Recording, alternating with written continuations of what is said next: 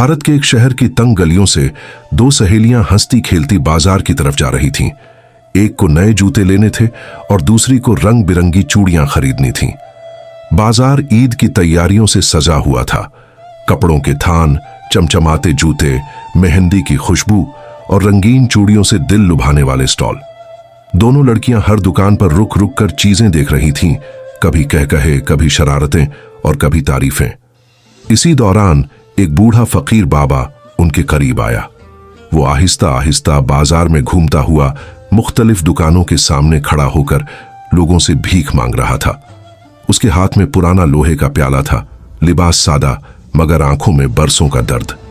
फकीर ने उन लड़कियों के करीब आकर कहा, बेटियों, अल्लाह के नाम पे कुछ दे दो। अल्लाह तुम्हें पहली औलाद में बेटा अता करेगा। लड़कियों ने एक दूसरे की तरफ देखा, फिर एक ने हंसकर कहा, बाबा, अभी हमारी शादी भी नहीं हुई। फकीर ने नरमी से जवाब दिया, कभी तो होगी बेटी, जब होगी इंशाअल्लाह पहला बेटा होगा।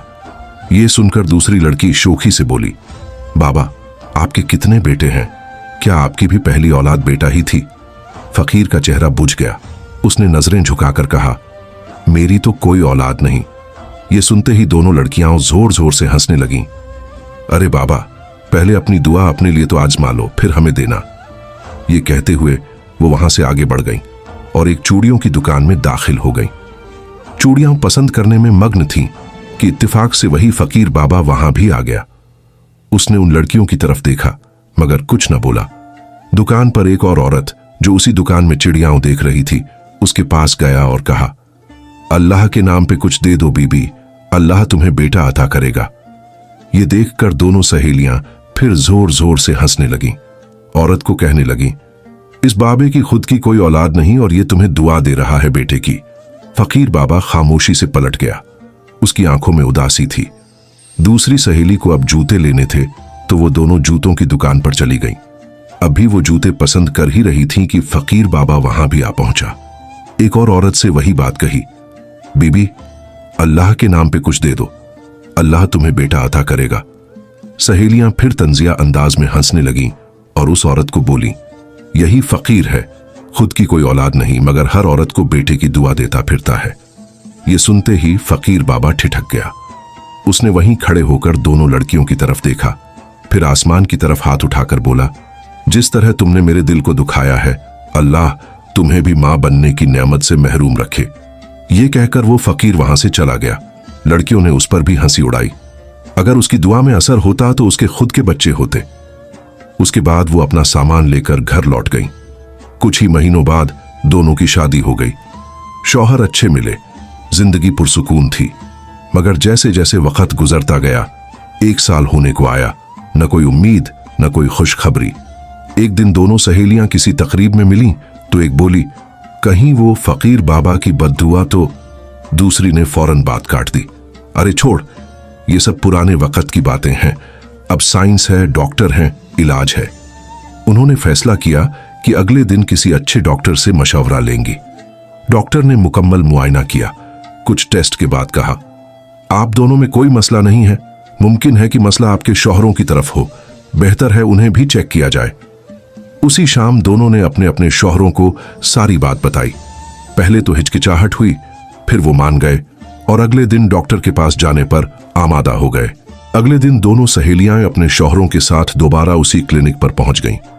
डॉक्टर ने मर्दों के भी पूरे टेस्ट किए और आखिर में कहा, ना आप औरतों में कोई मसला है न आपके शौहरों में।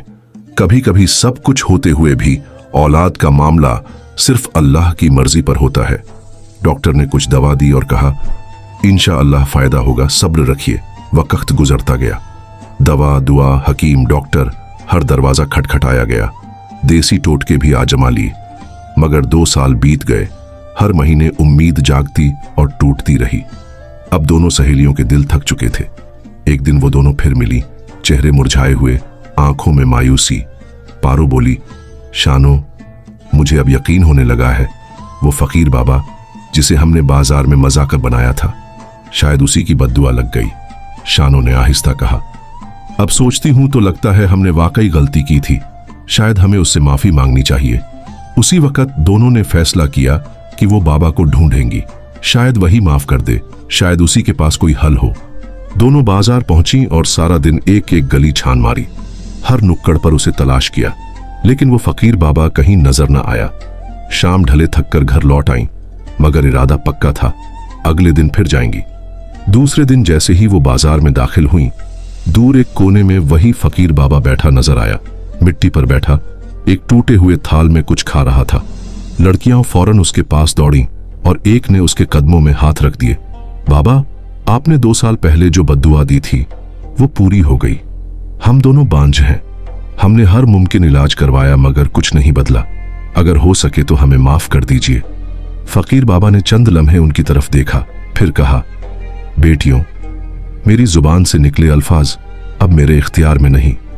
मैं चाहूं भी तो वो बद्दुआ वापस नहीं ले सकता। हाँ, एक शख्स है, बहुत दूर रहता है। लोग उसे बाबा गुलबाज कहते हैं। वो बर्फीले पहाड़ों के पार एक तन्हा झोंपड़ी में रहता है। लड़कियां चौंक गईं। बाबा, वो क्या कर सकता है? फकीर बाबा बोला, वो जो भी फैसला करता है पूरे यकीन से करता है। उसके पास जाने वालों को कुछ शर्तें पूरी करनी पड़ती हैं। आसान नहीं है, मगर अगर वो राजी हो गया तो जो बंद दरवाजे हैं वो खुल जाते हैं। लड़कियों ने पूछा, कैसी शर्तें? फकीर बाबा ने आहिस्ता आवाज में कहा, 5 रातें वहां गुजारनी होंगी। वो तुमसे बात कम करेगा, तुम्हें परखेगा। वो तुम्हारी नीयत, तुम्हारा सब्र, तुम्हारी सच्चाई जानना चाहेगा। अगर तुम उसके इम्तिहान में पूरी उतरी तो फिर वो तुम्हारे साथ रात गुजारेगा। यानी वो तुम्हारे साथ वो रिश्ता बनाएगा जो एक मर्द और औरत के दरमियान होता है जब वो एक दूसरे के बहुत करीब होते हैं। उसी रिश्ते के बाद तुम्हारे पेट में बच्चा आएगा। वो दुआ नहीं देता, उसका तरीका यही है और वो तरीका यही है। लड़कियां ये सुनकर साकित रह गईं। एक बोली, बाबा, ये हमसे नहीं होगा, ये तो हमारे शौहरों से बेवफाई होगी। फकीर बाबा ने गहरी सांस ली और कहा, बेटी, फैसला तुम्हारे हाथ में है। वो बाबा किसी पर जबरदस्ती नहीं करता, मगर अगर तुम्हें इलाज करवाना है तो तरीका बस यही है। पारो और शानो ने एक दूसरे की तरफ देखा। चंद लम्हों की खामोशी के बाद बोली, हम तैयार हैं बाबा, हमें रास्ता बता दीजिए। फकीर बाबा ने एक कागज पर झोंपड़ी का पता लिखा और कहा, रास्ता आसान नहीं, शहर से जंगल, फिर रेगिस्तान, फिर बर्फ, मगर अगर तुम सच्ची हो तो पहुंच जाओगी। अगले दिन दोनों सहेलियों ने शौहरों से कहा कि वो चंद दिन के लिए एक रूहानी सफर पर जा रही हैं। इजाजत ली, जरूरी सामान बांधा और निकल पड़ी। रास्ता वैसा ही था जैसा फकीर बाबा ने बताया था। पहले शहर, फिर गांव, फिर रेतीला मैदान और आखिरकार बर्फीले पहाड़। चलते चलते उनके कदम थक चुके थे, मगर हौसला अब भी जिंदा था। 5वें दिन शाम ढलने दूर एक टिमटिमाती रोशनी नजर आई। बर्फ की सफेद चादर के बीच एक छोटी सी कच्ची झोंपड़ी जहां से धुआं उठ रहा था। करीब जाकर देखा तो झोंपड़ी के सामने एक बूढ़ा शख्स नंगे बदन, बगैर कमीज के, धूप में योग की हालत में बैठा था। उसके बदन पर जमी बर्फ पिघल रही थी, मगर चेहरा मुतमिन था। वही बाबा गुलबाज था। दोनों ने पुकारा, बाबा, बाबा, मगर वो आंखें बंद किए खामोश बैठा रहा। सर्दी की शिद्दत बढ़ गई। लड़कियां कांपने लगीं। मजबूरन वो झोंपड़ी का दरवाजा धकेलकर अंदर दाखिल हो गईं। अंदर एक छोटा सा आंगन था, दरमियान में आग जल रही थी। दोनों उसके पास बैठ गईं। सफर, सर्दी और थकन ने उनका। कुछ देर बाद वो बाबा भी झोंपड़ी में आ गया। लड़कियां फौरन बोल उठीं, बाबा, जब हमने आपको बाहर आवाज दी, आपने कोई जवाब क्यों नहीं दिया? बाबा ने नरमी से कहा, इन सब बातों को छोड़ो, पहले ये बताओ तुम कौन हो? दोनों ने सारा मामला बयान किया। बाजार में फकीर बाबा का मजाक बनाना, फिर उसकी बद्दुआ और आखिरकार उसके बताए हुए पते पर यहां तक आना। बाबा ने खामोशी से सब सुना, फिर बोला, जब उस बाबा ने तुम्हें मेरे पास भेजा तो उसने ये भी तो बताया होगा कि इलाज किस तरह होता है। ये सुनकर दोनों लड़कियां खामोश हो गईं। वो जानती थीं उस बाबा ने सब कुछ साफ बता दिया था, मगर वो खुद ये बात जबान पर लाने से झिझक रही थीं। बाबा ने भी चुप्पी अख्तियार कर ली, जैसे सब कुछ समझ गया हो। कुछ लम्हों बाद वो बोला, ठीक है, आज की रात आराम करो, तुम्हारा वक्त जाया नहीं करूंगा, इलाज जल्द शुरू होगा। ये सुनकर लड़कियां सहम गईं। दिल में कई सवाल, कई डर। बाबा ने उन्हें खाना दिया, बिस्तर दिया। वो लेट गईं, मगर नींद किसी को ना आई। दोनों के दिल में खौफ था कि बाबा किसी भी वक्त आ सकता है, जैसा कि उसने कहा था। मगर पूरी रात गुजर गई और बाबा न आया। अगली सुबह बाबा फिर बाहर योगा की हालत में बैठा था, आंखें बंद, जैसे दुनिया से कटा हुआ हो। सारा दिन यूं ही गुजरा। लड़कियां झोंपड़ी में बैठी रहीं, सोचती रहीं, ये बाबा क्या चाहता है? जो कहता है वो करता नहीं और जो करता है वो कहता नहीं। रात को बाबा फिर आया और कहा, आज अच्छी तरह नहा धो लो, तैयार हो जाओ, आज मैं तुम्हारा इलाज शुरू करूंगा। अब लड़कियों को यकीन हो गया था, आज की रात कुछ होने वाला है।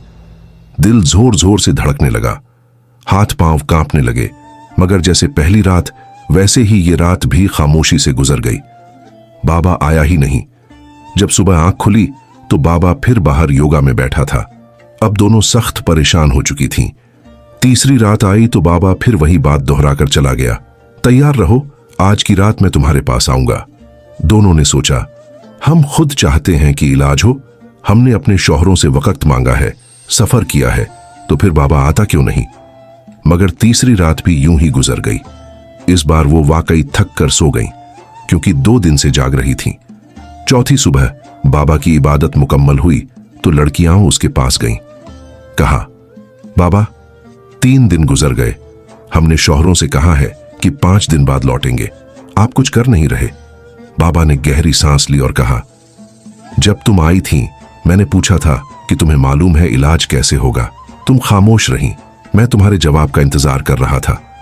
अब वो मजबूर थीं, सच बोलने के सिवा कोई रास्ता न था। एक ने आहिस्ता कहा, जी बाबा, हमें बताया गया था कि आप हमारे साथ रात गुजारेंगे, तभी हम मां बन सकेंगी। बाबा ने सर झुकाकर कहा, हाँ यही सच है, मगर मैं ये अमल 5वीं रात ही करता हूं, उससे पहले नहीं। तुम आराम से सो जाओ, नींद पूरी करो। चौथी रात भी वैसे ही गुजर गई। 5वें दिन सुबह जब लड़कियां उठीं तो बाबा उन्हें देखकर कुछ अलग महसूस कर रहा था, जैसे उसके दिल में अब कोई नरमी आ गई हो। लड़कियों ने भी नहा धोकर साफ कपड़े पहन लिए, बाल संवारे, शाम का इंतजार करने लगीं। जब शाम हुई तो बाबा झोंपड़ी में आया। लड़कियां डर रही थीं, जिस्म कांप रहा था, चेहरे पर जर्दी छा गई, मगर बाबा उनके करीब आकर सिर्फ इतना बोला, आंखें बंद करो। बाबा ने दोनों के सिरों पर हाथ रखा, कुछ पढ़ा और उन पर फूंक मार दी। फिर कहा, तुम्हारा इलाज मुकम्मल हो गया, अब अल्लाह पर छोड़ दो, जब वो चाहेगा तुम्हें औलाद अता फरमाएगा। लड़कियां हैरान थीं। बाबा, वो बाबा तो कह रहा था आप हमारे साथ मतलब रात गुजारेंगे, आपने तो कुछ किया ही नहीं। बाबा मुस्कुराकर बोला, बेटियों, तुम्हें सबको सिखाने के लिए वो बाबा ऐसा कह गया। ये तुम दोनों के गरूर और मजाक की सजा थी। असल इलाज दुआ है, न कि जिस्मानी ताल्लुक। तुमने 2 साल जो कुछ भुगता वो तुम्हारे अमल का नतीजा था। अब तुमने सब्र, आजिजी और तौबा की तो अल्लाह ने तुम पर रहम किया। लड़कियों की आंखों से आंसू बहने लगे। उन्होंने बाबा के कदम छुए और इजाजत लेकर झोंपड़ी से रवाना हो गईं। चंद दिन बाद ही दोनों को उम्मीद की पहली किरण महसूस हुई। कुछ वक्त गुजरा और फिर वो खुशखबरी मिली। दोनों मां बनने वाली थीं और जब बच्चे पैदा हुए तो दोनों के यहां बेटे हुए। उन्होंने सजदे में जाकर अल्लाह का शुक्र अदा किया और शुक्राने के नफल पढ़े। कोई फकीर खुदा नहीं होता, न उसके अल्फाज तकदीर बदल सकते हैं, न वो दुआओं का मालिक है,